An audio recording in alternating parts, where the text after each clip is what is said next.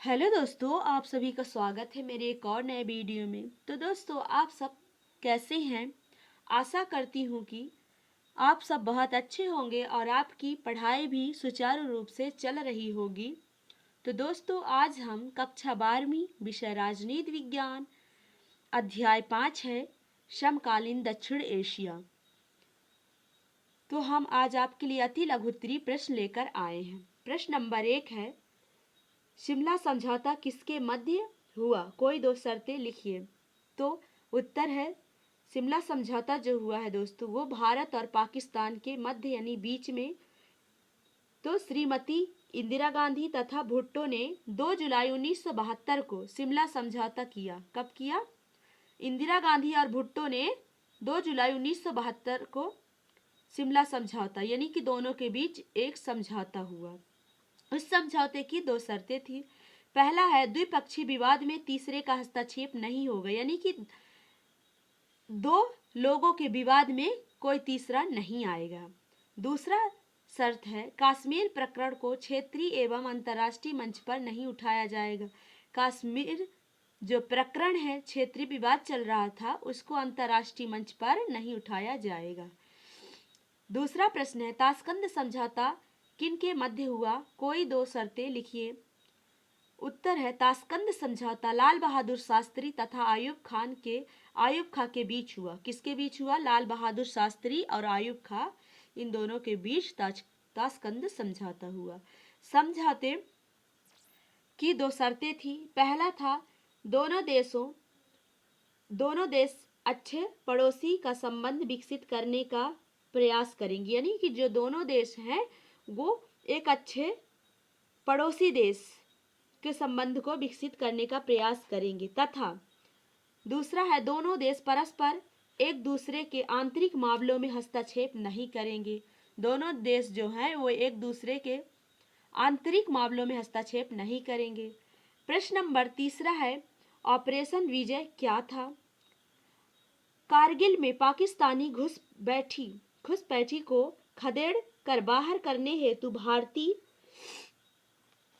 भारतीय सैन्य बलों द्वारा चलाए गए अभियान को ऑपरेशन विजय का नाम दिया गया, जिसमें लगभग 50 अरब रुपए व्यय हुए, यानी कि जिसमें लगभग 50,000 अरब रुपए खर्च हुए। प्रश्न नंबर 4 है, कारगिल युद्ध के परिणाम लिखिए। अब कारगिल युद्ध का क्या परिणाम था, इसको लिखिए। उत्तर है, कारगिल युद्ध के दौरान पाकिस्तान ने द्रास तथा बटालिक पहाड़ियों पर अपना एक द्रास और बटालिक पहाड़ी है पर अपना कब्जा जमा लिया। इन दोनों पहाड़ियों में अपना कब्जा जमा लिया। लेकिन भारतीय सैन्य बलों ने ऑपरेशन विजय द्वारा लगभग 2 माह के सीमित संघर्ष यानी कम समय में बहुत ज्यादा संघर्ष करके पाकिस्तानी घुसपैठियों को खदेड़कर बाहर किया। ये था कारगिल युद्ध का परिणाम। प्रश्न नंबर अगला, भारत द्वारा बांग्लादेश को कब मान्यता दी गई? यानी भारत बांग्लादेश को कब मान्यता दिया? तो 7 दिसंबर 1971 में भारत ने बांग्लादेश को मान्यता दी। अगला प्रश्न है, दूसरा प्रश्न है, नेपाल कहाँ स्थित है? यहाँ पर लोकतंत्र की स्थापना कब हुई? लिखिए। नेपाल हिमालय में बसा देश है। नेपाल जो है वो हिमालय में बसा देश है। यहाँ लोकतंत्र की स्थापना 1950 में हुई थी। कब हुई थी यहाँ लोकतंत्र की स्थापना? 1950 में। 8वां प्रश्न है, कश्मीर की सीमा किन किन देशों में से लगी है? कश्मीर की जो सीमा वो किन देशों से लगी है? कश्मीर की सीमाएं हैं पाकिस्तान, अफगानिस्तान, चीन तथा तुर्किस्तान आदि देशों से लगी है। किस देशों से? पाकिस्तान, अफगानिस्तान, चीन और तुर्किस्तान ऐसे देशों से लगी है कश्मीर की सीमा।